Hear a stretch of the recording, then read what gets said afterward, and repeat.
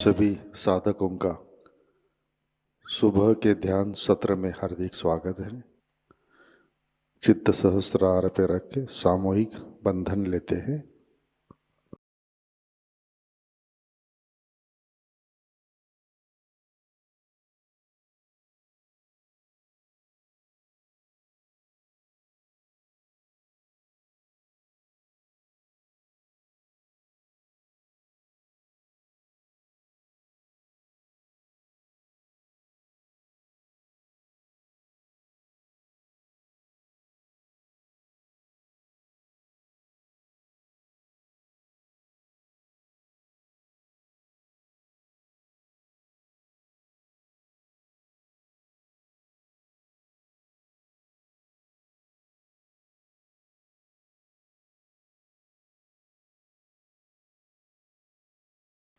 ध्यान की शुरुआत 3 महामंत्र तत्पश्चात श्री गणेश मंत्र से करते हैं।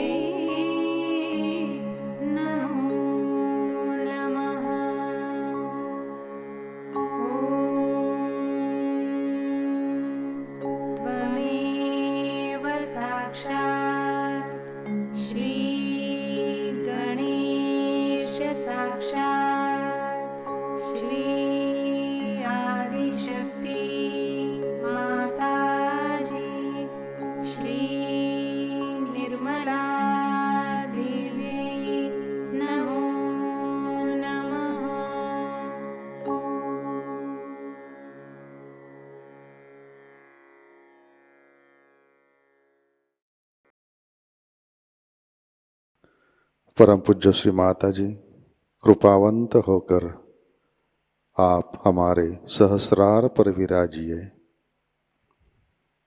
श्री माता जी कृपा कर हमारा आत्म साक्षात्कार दृढ़ कीजिए।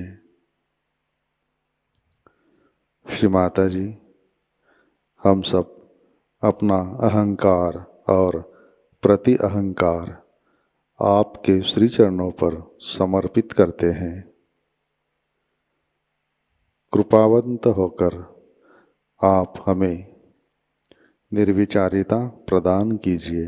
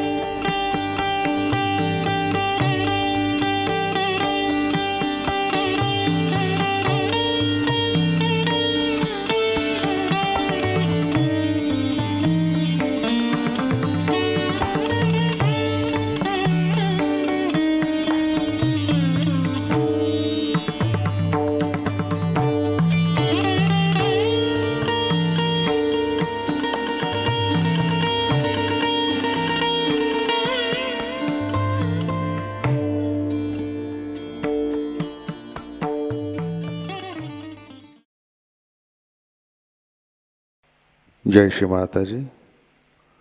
इसी ध्यान की अवस्था में अमृतवाणी ग्रहण करते हैं।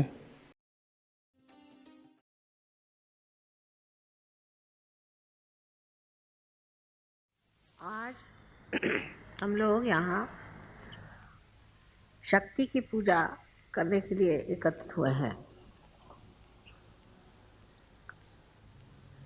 अभी तक अनेक संत साधुओं ने, ऋषि मुनियों ने शक्ति के बारे में बहुत कुछ लिखा और बताया है। और जो शक्ति का वर्णन उन्होंने अपने गद्य में नहीं कर पाए, उसे उन्होंने पद्य में किया और उस पर भी इसके बहुत से अर्थ भी जानते हैं। लेकिन एक बात शायद हम लोग नहीं जानते कि हर मनुष्य के अंदर ये सारी शक्तियाँ सुप्तावस्था में हैं और ये सारी शक्तियाँ मनुष्य अपने अंदर जागृत कर सकता है। ये सुप्तावस्था की जो शक्तियाँ हैं उनका कोई अंत ही नहीं, न ही उनका कोई अनुमान कोई दे सकता है, क्योंकि ऐसे ही 35 कोटि तो देवता आपके अंदर विराजते हैं। उसके अलावा न जाने कितनी शक्तियाँ उनको चला रहे हैं। लेकिन इतना हम लोग समझ सकते हैं कि जो हमने आज आत्म साक्षात्कार को प्राप्त किया है, तो उसमें जरूर कोई न कोई शक्तियों का कार्य हुआ। उस कार्य के बगैर आप आत्म साक्षात्कार को नहीं प्राप्त कर सकते। ये आत्म साक्षात्कार को प्राप्त करते वक्त हम लोग सोचते हैं ये सहज में हो गया, पर सहज में दो अर्थ। एक तो सहज का अर्थ ये भी है कि आसानी से हो गया, सरलता से हो गया, और दूसरा अर्थ ये होता है कि जिस तरह से एक जीवंत क्रिया अपने आप घटित हो जाती है, उसी प्रकार आपने आत्म साक्षात्कार को प्राप्त किया।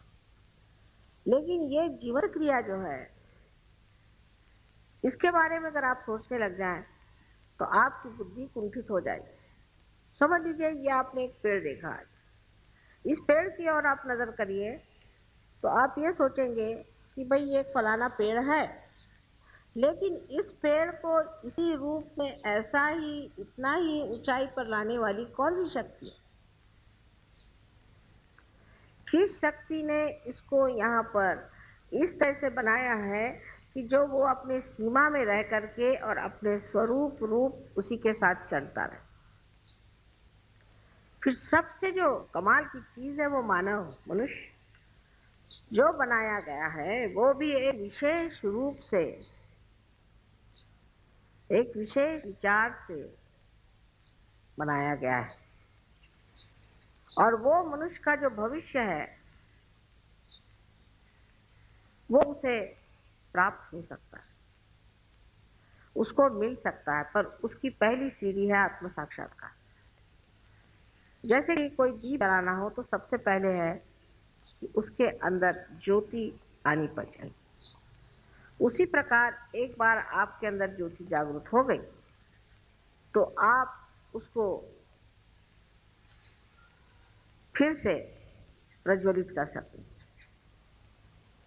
या उसको आप बढ़ा सकते हैं।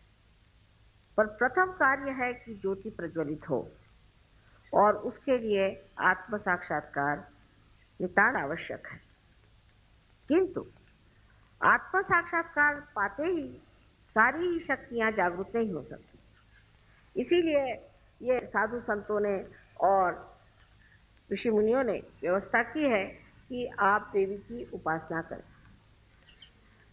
लेकिन जो आदमी आत्म साक्षात्कार को प्राप्त नहीं है, उसको अधिकार नहीं है कि वो देवी की पूजा करे। बहुत से लोगों ने मुझे बताया कि वो सप्तशती का कभी अगर पाठ करें और उनका यहोव हवन करते हैं तो उन पर बड़ी आफतें आ जाती हैं और उनको बड़ी तकलीफ हो जाती है और वो बहुत सफर करते हैं। तो उनसे ये पूछना चाहिए कि आपने किससे करवाया? तो कहेंगे कि हमने 7 ब्राह्मणों को बुलाया था किया, पर वो ब्राह्मण नहीं। जिन्होंने ब्रह्म को जाना नहीं वो ब्राह्मण नहीं है। और ऐसे ब्राह्मणों से कराने से ही देवी रुष्ट हो गई और आपको तकलीफ हुई। तो आपके अंदर एक बड़ा अधिकार है कि आप देवी की पूजा कर सकते हैं और साक्षात देवी पूजा कर सकते हैं। यह अधिकार सबको नहीं है। अगर कोई कोशिश करे तो उसका उल्टा परिणाम हो सकता है, उसका विपरीत परिणाम हो सकता है। सबसे बड़ी चीज है कि शक्ति जो है वो जितनी ही आपको आरामदेही है, जितनी वो आपके सर्जन का व्यवस्था करती है, जितनी वो आपके प्रति उदार और प्रेममयी है, उतनी ही वो क्रूर और क्रोधमयी है। कोई बीच का मामला नहीं है, या तो अति उदार है और या तो अति क्रोधित है। बीच में कोई मामला चलता नहीं। वजह यह है कि जो लोग वहां दुष्ट हैं, राक्षस हैं, और जो संसार को नष्ट करने पे आमादा है, जो लोगों को भूल भुलैया में लगाए हुए हैं और कलयुग में अपने को अलग अलग बता करके कोई साधु बना है तो कोई पंडित बना हुआ है, कोई मंदिरों में बैठा है तो कोई मस्जिदों में बैठा है, कोई मुल्ला बना हुआ है, कोई पोप बना हुआ है, तो कहीं कोई पॉलिटिशियन बना हुआ है। ऐसे अनेक अनेक कपड़े परिधान करके जो अपने को छिपा रहा है, जो कि राक्षसी वृत्ति का मनुष्य है, उसका नाश होना आवश्यक है। लेकिन ये जो नाश की शक्तियां हैं, इसके तरफ आपको नहीं जाना चाहिए। आप सिर्फ इच्छा मात्र करें और ये शक्तियां अपने ही आप कार्य कर लें। तो सारे संसार में जो ये चैतन्य बह रहा है, ये उसी महामाया की शक्ति है और इस महामाया शक्ति से ही सारे कार्य होते हैं। और ये शक्ति सब चीज सोचती है, जानती है, सबको पूरी तरह से व्यवस्थित रूप से लाती है, जिसे कहते हैं ऑर्गेनाइज कर लेती है। और सबसे बड़ी चीज है कि ये आप पर प्रेम करती है और इसका प्रेम निर्वाज्य। इस प्रेम में कोई भी मांग नहीं, सिर्फ देने की इच्छा है, आपको पनपाने की इच्छा है, आपको बढ़ाने की इच्छा है, आपकी भलाई की इच्छा है। लेकिन इसी के साथ साथ जो चीजें कांटे बन करके आपके मार्ग में रुकावट डालेंगे, आपके धर्म में खलल डालेंगे या किसी भी तरह से आपको तंग करेंगे, ऐसे लोगों का नाश करना अत्यावश्यक है। लेकिन उसके लिए आप अपनी शक्ति न लगाएं। आपको सिर्फ चाहिए कि आप उस शक्ति के लिए सिर्फ पाचारण करें, आवाहन करें देवी का, और उसे कहिए कि ये जो अमानुष लोग हैं, इनका आप नाश कर दीजिए। ये तो पहली चीज हो गई। तो आपको छुट्टी मिल गई कि आप कोई भी आप पे अगर अत्याचार करे, कोई भी आपसे बुराई से बोले, कोई आपको सताए, तो आप पे एक और विशेष रूप से एक स्थिति है जिसमें आप निर्विचार हो जाए। तो सारी चीज को एक आप साक्षी रूप से देखना शुरू करें, एक नाटक के रूप में। जैसे अजीब पागल आदमी मेरे पीछे पड़ा हुआ, इसको क्या करने का है? उसका पागलपन देखिए, उसका मनस्ताप देखिए, उसकी तकलीफें देखिए और आप उस पर हंसिए। अजीब बेवकूफ है। उसके लिए आपको कोई तकलीफ उठाने की जरूरत नहीं। उसके लिए सिर्फ आपको आपका जो किला है वो निर्विचारिता, उसमें जाना चाहिए। और निर्विचारिता में जाते ही साथ आपकी जो कुछ भी संजोने वाली शक्तियां हैं, आनंद देने वाली शक्तियां हैं, प्रेम देने वाली शक्तियां हैं, वो सब की सब समेट करके आपके अंदर। लेकिन जब तक आप इन चीजों में उलझे रहेंगे और जब तक आप ये सोचते रहेंगे कि इसको मैं कैसे इसका सर्वनाश कर दूं, इसको मैं किस तरह से खत्म कर दूं, इस पे मैं क्या इलाज कर लूं, और इस तरह के आप षड्यंत्र बनाते रहेंगे, तब तक आप सच्ची मानिए कि उसका असर आप पे होगा, उस पर नहीं।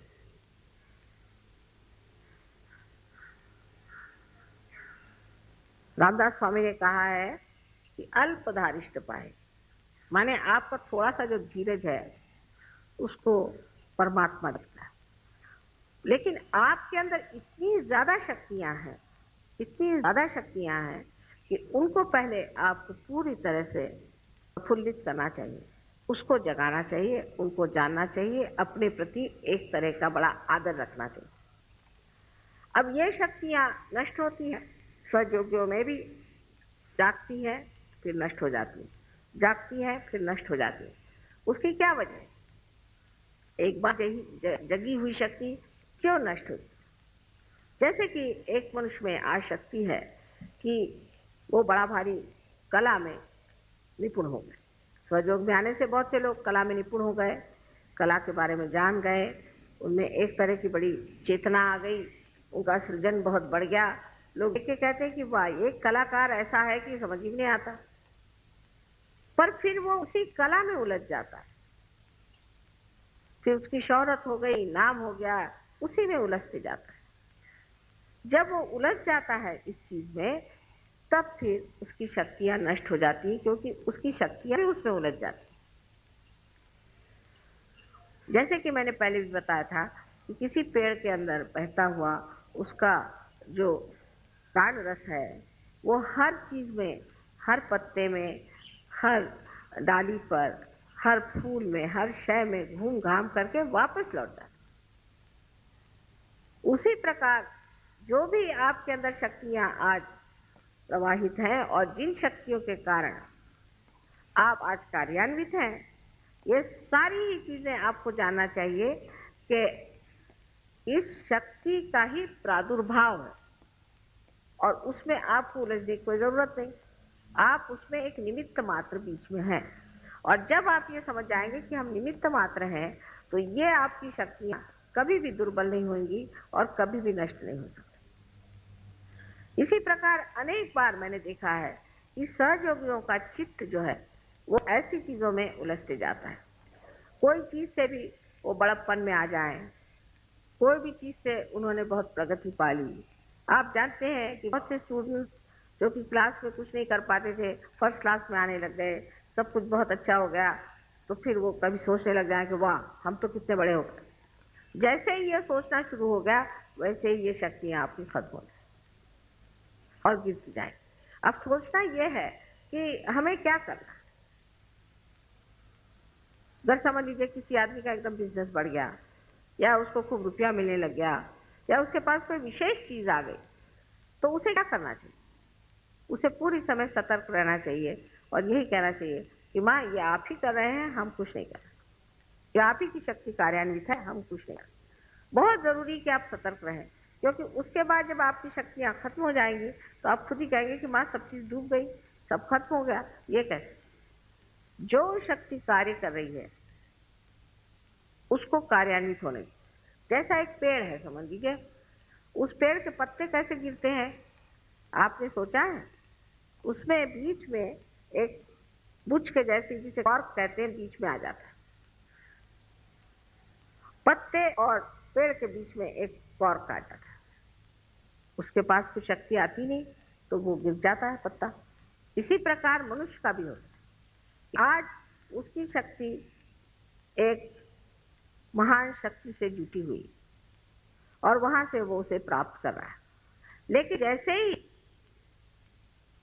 वो अपने को कुछ समझने लग जाए, या उसके अहंकार में बहक जाए, या उसकी जो अनेक तरह की गतिविधियां हैं, जिस तरह से कंपटीशन, ये वो, इसमें उलझता जाए, तो उसके बीच में एक दरार पड़ जाती, और उस दरार के कारण वो मनुष्य फिर उसे प्राप्त नहीं कर सकता जो उसे प्राप्त किया हुआ है, क्योंकि वो तो निमित्त मात्र था, लेकिन जो शक्ति अंदर उसके अंदर बह रही थी वो शक्ति ही बीच में कट गई।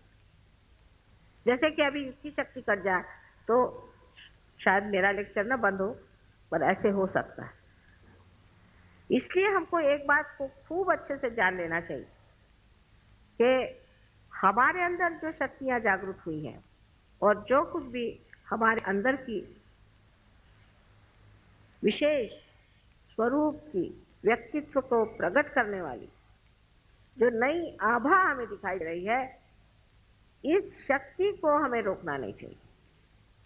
इसके ऊपर हमें यह नहीं सोचना चाहिए कि हम कुछ बहुत बड़े हो गए या हमने कुछ बहुत बड़ा पा लिया। दूसरी तरफ से ऐसा भी होता है कि जब ये शक्ति आपके अंदर जागृत हो जाती है, उस वक्त आप में एक तरह का उदासीपन भी आ सकता है, इस तरह का कि अभी दूसरे साहब तो इतने पहुंच गए, हम तो वहां पहुंचे नहीं, उन्होंने ये कर लिया, हमने ये किया नहीं, और हर तरह से आदमी उलझते जाता है। और उसमें कुछ लोग ऐसे भी होते हैं जो छोटी छोटी बातों पर ही अपने को दुखी मानते हैं, बहुत छोटी बातों पर।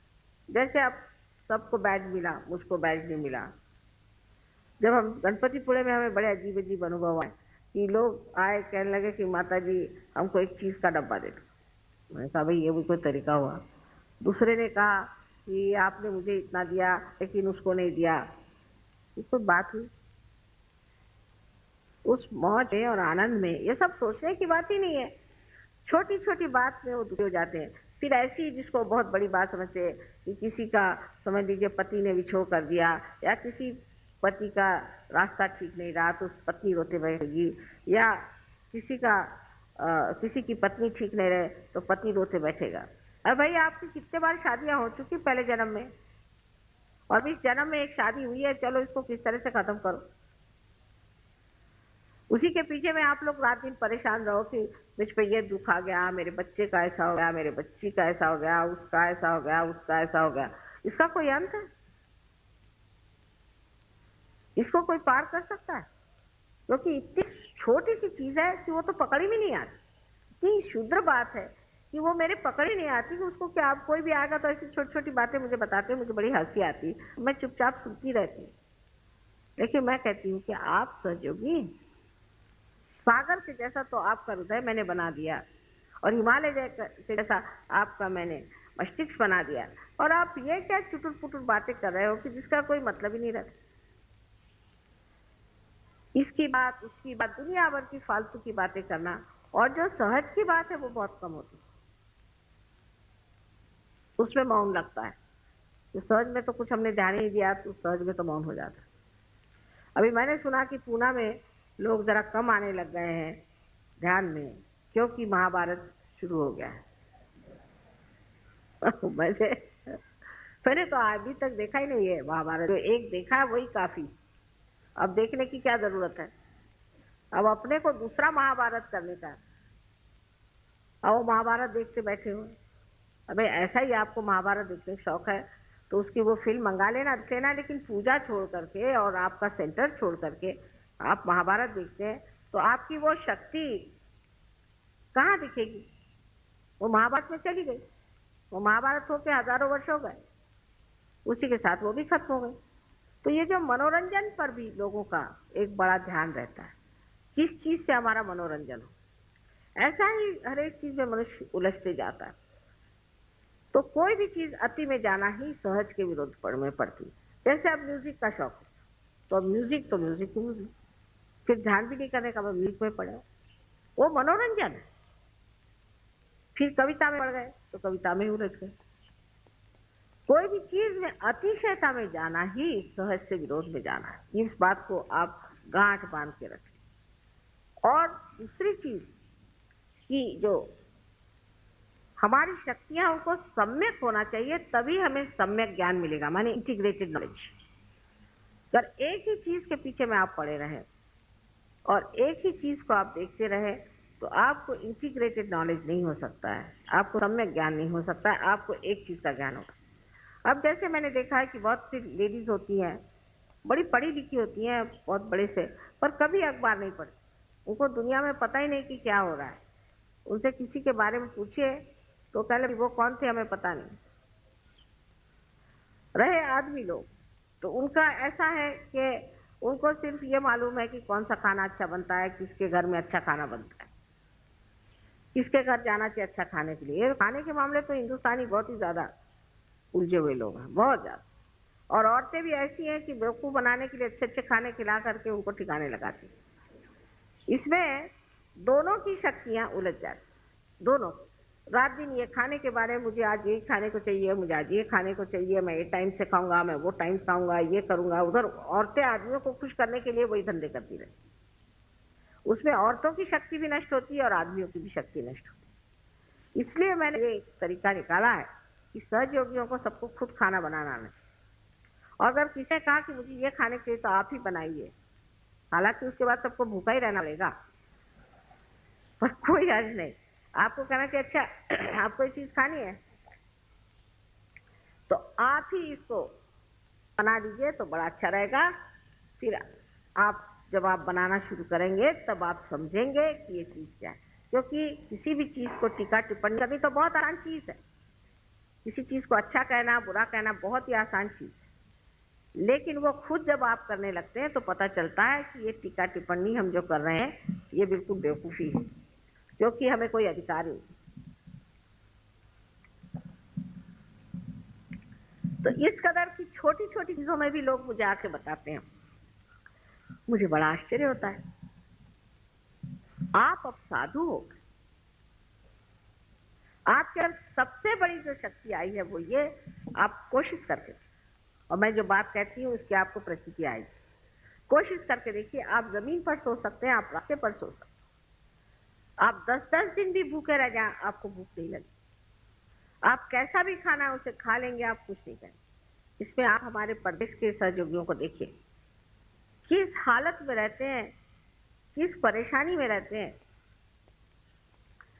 हमें कुछ वहां पर हिंदुस्तानी सहयोगियों ने बताया कि ब्रह्मपुरी में इंतजाम इस वक्त ठीक नहीं रहा, लोगों का दिमाग ही खराब हो गया था क्योंकि आप नहीं गए, तो बहुत तकलीफ हुई उनको खाने पीने की और कुछ अच्छा नहीं लगा, ऐसा बताया।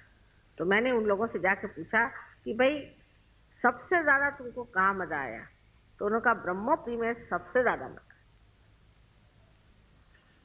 मेरी कुछ समझ में नहीं आया कि इतनी शिकायतें हुई, क्योंकि ब्रह्मपुरी में क्या बात, पहले वहां कृष्णा बहती है, उसके किनारे में बैठो तो लगता है कि माँ जैसे आपकी धारा बह रही।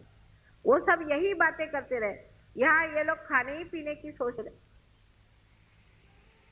इसीलिए जब कभी कभी लोग कहते हैं कि हम लोगों का समर्पण कम है, उसकी वजह यह है कि हम लोग काफी उलझे हुए लोग, हमारे अंदर बहुत पुरानी परंपराएं हैं। यहाँ अनेक साधु संत हो गए, बड़े बड़े लोग हो गए, बड़े बड़े आदर्श हो गए, और उन आदर्शों के वजह से हमें मालूम है कि अच्छाई क्या है, बड़ी क्या है। लेकिन उसके साथ ही साथ हमारे अंदर एक तरह की ढोंगी वृत्ति आ गई कि हम ढोंग भी कर सकते। कोई भी आदमी अपने को राम कह सकता है, कोई भी आदमी अपने को भगवान कह सकता है, कोई भी आदमी अपने को सीता जी कह सकता है। ये ढोंगीपना की हमारे यहाँ बड़ी भारी शक्ति है। एक साहब ने मुझे कहा कि देखिए वो तो भगवान है। मैंने कहा कैसे?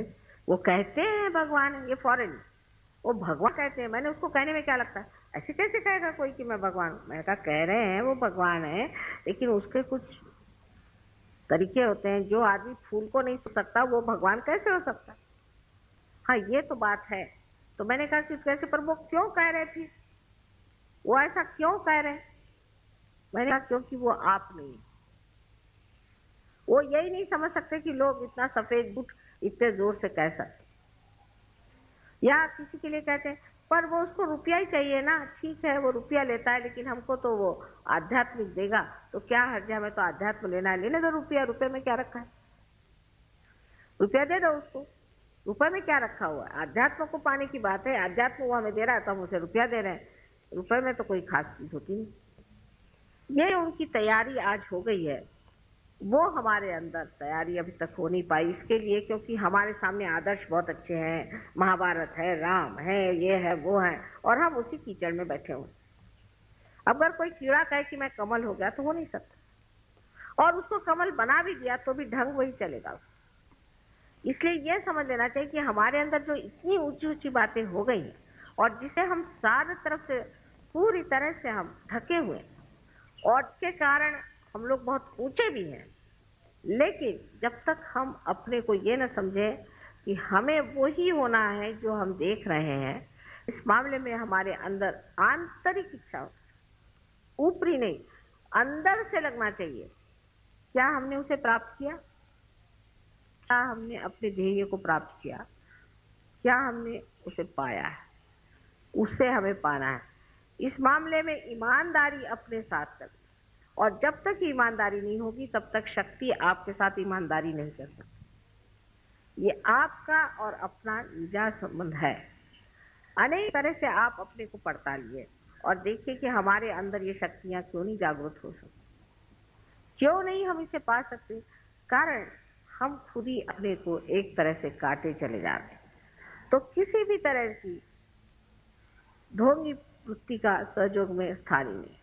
हृदय से आपको महसूस होना चाहिए, हर एक चीज को हृदय से पाना चाहिए, अपने अंतर आत्मा से उसे जानना चाहिए।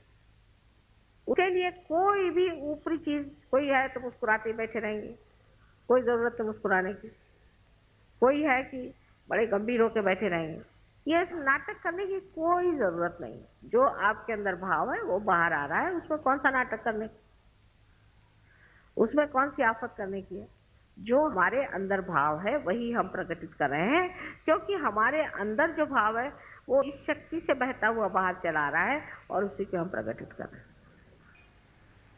और जो लोग इस तरह से एक बार समझ लें कि हमें पूरी तरह से ईमानदारी से सहयोग करना, वो धीरे धीरे इसमें खिसकते जाए।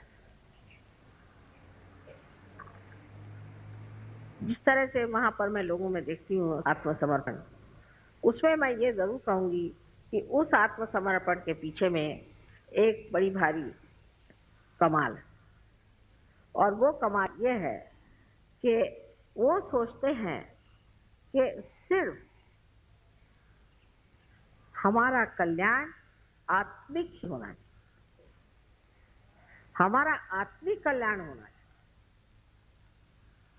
और कोई भी बात वो नहीं सोचते। सहयोग लाभ अनेक है, आप जानते हैं, तंदुरुस्ती अच्छी हो जाएगी, आपको पैसे अच्छे मिल जाएंगे, आपकी नौकरी अच्छी हो जाएगी, आपका दिमाग ठीक हो जाएगा, आपके बच्चों का भला हो जाएगा, और दुनिया भर की चीज़ें जितनी भी आप जिसको आप संसारिक कहते हो जाएंगी, और दूसरे भी आपका नाम हो जाएगा, शोहरत हो जाएगी, जिनको कोई भी जानता है वो तक उनका नाम हो जाएगा, वो तक लोग जानेंगे, सब कुछ होगा।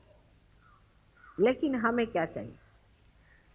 हमें तो अपनी आत्मिक उन्नति के सिवाय और कुछ नहीं। हम सिर्फ आत्मिक उन्नति पाते। जब वो आत्मिक उन्नति मनुष्य में हो जाती है तब मनुष्य सोचता ही नहीं इन सब की। उसके लिए सब कप पदार्थ है। सारी लक्ष्मी उसके पैर धोए, उसके लिए वो कप पदार्थ है। कोई भी उसके लिए चीज ऐसी नहीं है कि जिसके लिए वो लालायित हो या परेशान हो। इस कदर वो समर्थ हो जाता है। अगर है तो है, नहीं है तो नहीं, मिले तो मिले, नहीं है तो नहीं। ये जब अपने अंदर ये स्थिति आ जाए, मनुष्य स्थिति पे आ जाए, तब सोचना चाहिए कि सहयोगियों ने अपने जीवन में कुछ प्राप्त किया। जब तक ये स्थिति प्राप्त नहीं होती तो आपकी नाव डामाडोल चलती रहेगी और आप हमेशा ही कभी इधर तो कभी उधर घूमते रहेंगे। पहले अपने को स्थापित करने की जो महान शक्ति आपके अंदर है वो है श्रद्धा। उस श्रद्धा को हृदय से जानना चाहिए और उसकी मस्ती में रहना चाहिए, उसके मजे में आना चाहिए, उसके आनंद में आना चाहिए। तो जो ये श्रद्धा की आह्लाददायिनी शक्ति है, उस आह्लाद को लेते रहना चाहिए, उस एक्सटेसी में रहना चाहिए, उस सुख में रहना चाहिए। और जब तक मनुष्य उस आह्लाद में पूरी तरह से घुल नहीं जाएगा, उसके सारे जो कुछ भी प्रश्न हैं, प्रॉब्लम्स है, वो बने ही रहेंगे, बने ही रहेंगे। क्योंकि प्रॉब्लम्स वगैरह सब माया है, ये सब चक्कर है। अगर किसी से पूछे तुम्हें क्या प्रॉब्लम है, तो मुझे 100 रुपये मिलना चाहिए, तो मुझे 50 रुपये मिलते। जब 100 रुपये मिले तो क्या प्रॉब्लम है, मुझे 200 रुपये मिलने चाहिए, तो मुझे 100 ही रुपये मिलते। वो तो खत्म ही नहीं हो रहा। फिर दूसरा क्या प्रॉब्लम है कि मेरी बीवी ऐसी है, फिर तुम दूसरी बीवी कर लो, वो भी ऐसी है, तीसरी आई वो भी ऐसी। तो आपके प्रॉब्लम्स नहीं खत्म हो रहे क्योंकि आप स्वयं इनको नहीं खत्म कर रहे हैं। ये सबको खत्म करने का तरीका यही है कि अपने श्रद्धा से आप अपने आत्मा में जो आनंद है उसका रस लें और उसी रस में रममान रहे। आखिर सारी चीज है ही हमारे आनंद के लिए, लेकिन जब तक हम उस रस को लेने की शक्ति ही को नहीं प्राप्त करते तो क्या फायदा होगा। ये तो ऐसा ही हुआ कि एक मक्खी जा करके बैठ गई फूल पर और कहेगी कि साहब मुझे तो कुछ मधु नहीं मिला। उसके लिए तो मधुकर होना चाहिए। जब तक आप मधुकर नहीं होंगे तो आपको मधु कैसे मिले? अगर आप मक्खी बने रहे तो आप तो इधर उधर ही भिनकते रहेंगे। लेकिन जब आप स्वयं मधुकर बनाएंगे तो आप कायदे की जगह जा करके जो आपको रस लेना ले करके मजे में पेट भर के और आराम से आनंद से रहें। यही सबसे बड़ी चीज सहयोग में सीखने की कि हमारा चित्त पूरी तरह से एक चीज में डूबा रहना चाहिए और वो है आत्मिक हमारी उन्नति होनी चाहिए। पर उसका मतलब ये नहीं कि पूरी समय अपने को बंधन देते रहो या पूरी शर्मा आंखें बंद करके और जैसे मराठी में कहते हैं शेंडी बांधू, उसकी कोई जरूरत नहीं। सर्वसाधारण तरीके से रोजमर्रा के जीवन को कुछ भी न बदलते हुए जैसे आप हैं वैसे ही उसी दशा में आपको चाहिए कि आप अपने अंदर जो हृदय में आत्मा है उसके रस को प्राप्त करें। जब उसका रस झरना शुरू हो जाता है तो आप ही में कबीर बैठे हैं और आप ही में नानक बैठे हैं और आप ही में सारे बड़े बड़े जितने संत साधु हो गए, तुकाराम, नामदेव, एकनाथ, सब आप ही लोगों में बैठे। और उनको इतना विचारों को कोई बताने वाला भी नहीं था, उनको संभालने वाला भी नहीं था, उनके संरक्षण के लिए कोई नहीं था। ये सब आपको प्राप्त है। आप तो अच्छी छत्र छाया में बैठे हुए, तो भी अब आप उस छत्र छाया में बैठ करके एक अपनी भी छत्र खोल लेते हैं और उसके बारे में फिर चर्चा करते हैं, तो इससे तो आपकी शक्तियां कम हो ही जाएंगी। इस पर हमें गौर करना चाहिए कि हमारी कितनी शक्तियां और हमारे अंदर कितनी शक्तियां हमने देखी और वो कैसे कार्यान्वित हो। आप जो चाहे सो सकते। जो जे वांछील ते रोला, जो आप इच्छा करेंगे वो आपको मिलेगा, लेकिन आपकी इच्छा ही बदल जाएगी, आपके तौर तरीके ही बदल जाएंगे। जैसे आज अब कोई महाभारत नहीं देखने को रुकेगा, क्या सोचेगा, अरे बाप रे, आज माँ का इतना समय बंधा हुआ है, माँ स्वयं आ रही है, पूजा का मौका है, सारी दुनिया से लोग दौड़े आएंगे। अब बाहर अमेरिका से अभी मैं जा रही हूँ तो कहा एक दिवाली पूजा जरूर करना, उसके लिए मेरे ख्याल से सारे ब्रह्मांड से लोग वहां पहुंच जाए। लेकिन यहाँ कलकत्ते से भी लोगों को आने मुश्किल हो जाती है, कलकत्ते से भी।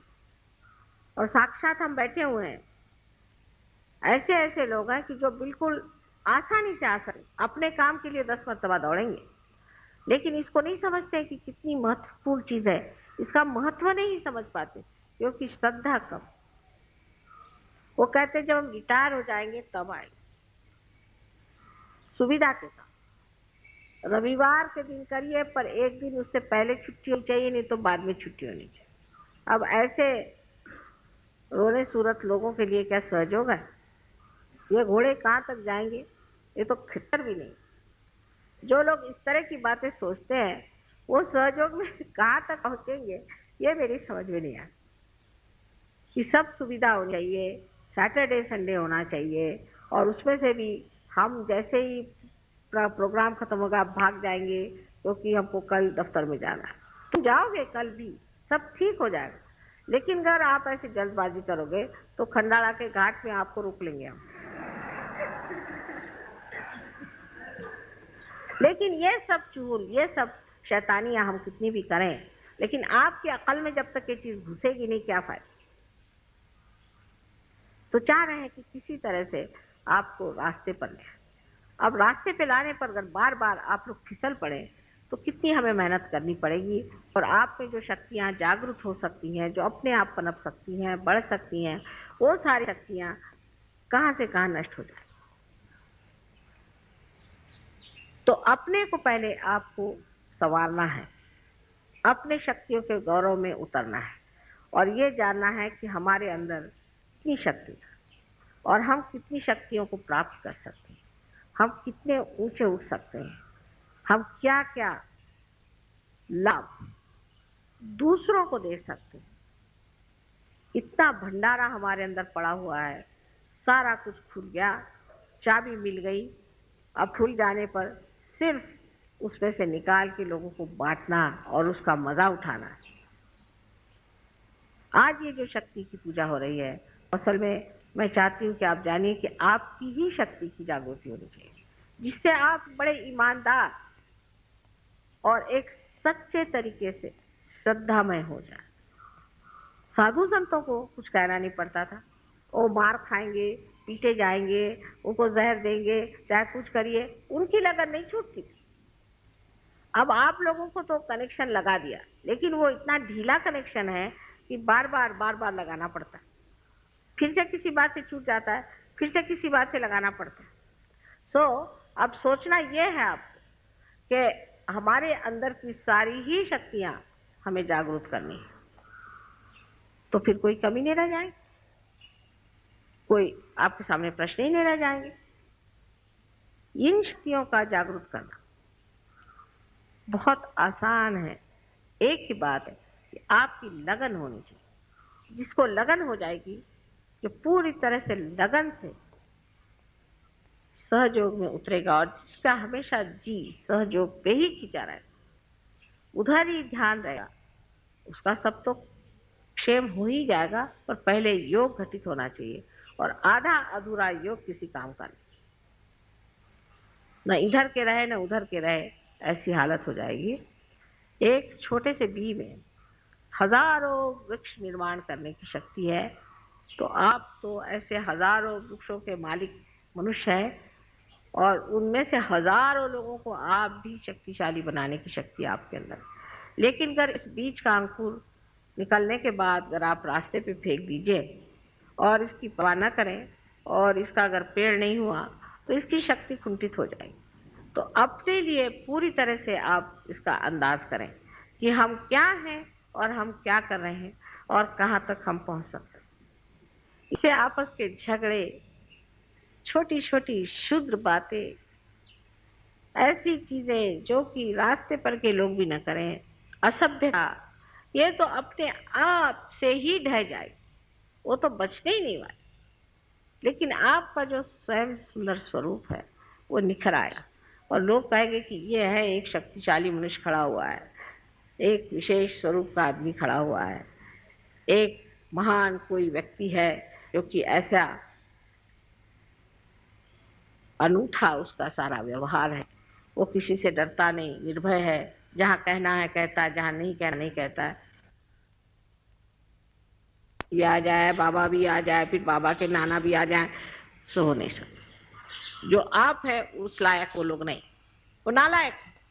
जो नालायक है उनको छोड़ देना चाहिए, उसे क्यों झगड़ा करना। नालायक लोगों से झगड़ा करने की जरूरत, नसीब आपके फूटे जो नालायक से शादी करी, ऐसा सोचना चाहिए। और नसीब आपके फूटे जो नालायक आपके माँ बाप है। जो नालायक है उनको काहे को जबरदस्ती सहयोग मिलाना और मेरे खोपड़ी पे लादना कि साहब माँ इसको ठीक करो, क्योंकि वो मेरी बीवी है, क्योंकि वो मेरा बाप है, क्योंकि मेरा बाबा, मेरा दादा। मेरा उनसे कोई रिश्ता नहीं बनता। अगर वो सहयोग में नहीं है तो उनको आप नालायकों को बाहर रखिए। जो लायक लोग हैं उनसे रोज दोस्ती करिए, उनके मजे में रहिए, आपको जरूरत क्या है। पर यही बात हम लोग नहीं समझ पाते कि ये दुनियाई रिश्ते ऐसे चलते रहते हैं कि कुछ रखा नहीं। हाँ, अगर आपकी जिसके साथ में संगति है वो आपके साथ उठ सके, आपके साथ चल सके, आपके साथ बन सके तो ठीक है, और नहीं तो ऐसे नालायक लोगों को कोई जरूरत नहीं सहयोग में लाने। और मैं देखती हूँ कि बहुत ही नालायक लोग सहयोग में कभी कभी इससे आ जाते हैं और मेरे बड़ा सरदर्द हो जाता है। आपकी लियाकत थी इसलिए आप आए और आप सहयोग को प्राप्त हुए, आपको आशीर्वाद मिला, आपने बहुत कुछ पा लिया और आगे आप पा सकते हैं। और जो भिखारी हैं उनको देने में क्या अर्थ है। और भिखारी भी है और उसके झोली में छेद भी है, उनको और देने से और क्या फायदा।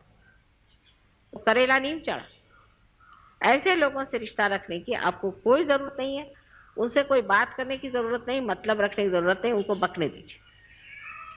अगर उनका दिमाग ठीक हुआ तो वो आएंगे और सहयोग में उतरेंगे, और नहीं हुए तो आप अपना दिमाग क्यों खराब करते, उससे कोई फायदा नहीं है। ऐसे लोगों के पत्थर के जैसे सर होते हैं, उससे कोई फायदा नहीं होता, वो देख नहीं सकते। तो आज से हम लोगों को सोचना है कि हम एक व्यक्ति हैं स्वयं, और इसे हमने प्राप्त किया है अपने अपने पूर्व जन्म के कर्मों से, तो तुमने बहुत पुण्य किए थे और इसलिए हम आज स्थान पे बैठे हुए हैं, और इससे भी ऊंचे स्थान पे हम बैठ सकते हैं और जा सकते हैं। तो अपने पीछे में बड़े बड़े इस तरह के पत्थर लगा करके आप समुद्र में मत कूदिए। आपको अगर तैरना आता है तो मुक्त होकर के तैरिए, उसका आनंद उठाए और अपनी सारी शक्तियों से आप प्लावित होइए। आज मेरा अनंत आशीर्वाद है कि आपके अंदर की सुप्त सारी ही शक्तियां जागृत हो और धीरे धीरे आप इसको महसूस करें, और उसके जो अंदर से प्रवाह की विशेष धाराएं बहें, उसके अंदर आप आनंद लूटें। यही मेरा आपको सबको अनंत आशीर्वाद।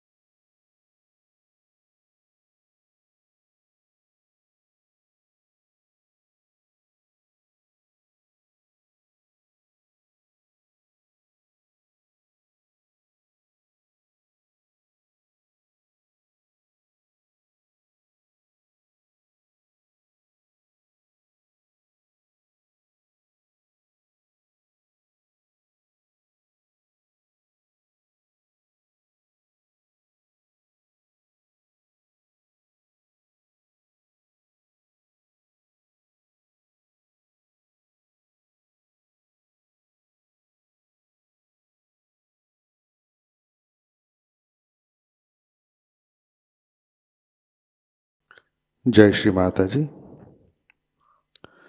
अपना चित्त सहस्रार पे रखें, प्रार्थना अर्पित करते हैं। परम पूज्य श्री माता जी, आज का ध्यान हम सब आपके श्री चरणों पर समर्पित करते हैं। श्री माता जी, आपने हमें आत्म साक्षात्कार दिया, परम चैतन्य से आशीर्वादित किया, हमारा चित्त सहस्रार में स्थित किया। इन सब के लिए हम हृदय से आपके ऋणी है, आभारी है। श्री माता जी, आपकी कृपा में हम हमारा अहंकार और प्रति अहंकार आपके श्री चरणों में समर्पित करते हैं। श्री माता जी, आप ही कर्ता, कर्विता और भोक्ता है, हम तो केवल निमित्त मात्र हैं। श्री माता जी, कृपा कर आप हमारे अंदर आध्यात्मिक परिवर्तन घटित कीजिए, हमें स्वयं की पहचान दीजिए। श्री माता जी, कृपा कर आप हमें निर्विकल्प स्थिति प्रदान कीजिए, हमारा उत्थान निर्विकल्प स्थिति में कीजिए। श्री माता जी, कृपा कर आप हमें विश्व निर्मल धर्म में प्रस्थापित कीजिए। श्री माता जी, हमारे सारे प्रार्थनाओं को स्वीकार कीजिए और हमें आशीर्वादित करने की कृपा कीजिए। परम पूज्य श्री माता जी, आपके श्री चरणों पर हमारा कोटि कोटि नमन, कोटि कोटि नमन, अनंत कोटि नमन।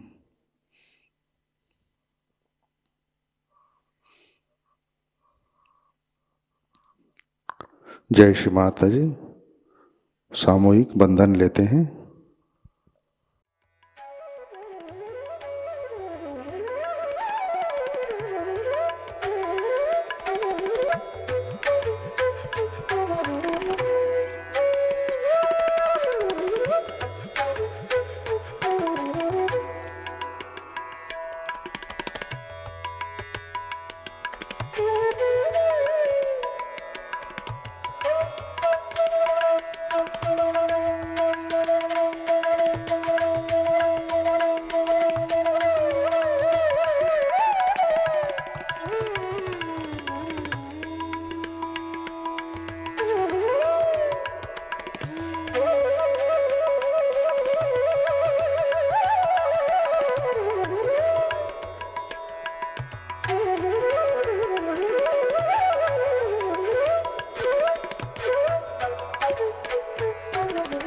आज का ध्यान सत्र यहीं पे संपन्न होता है। जय श्री माता जी।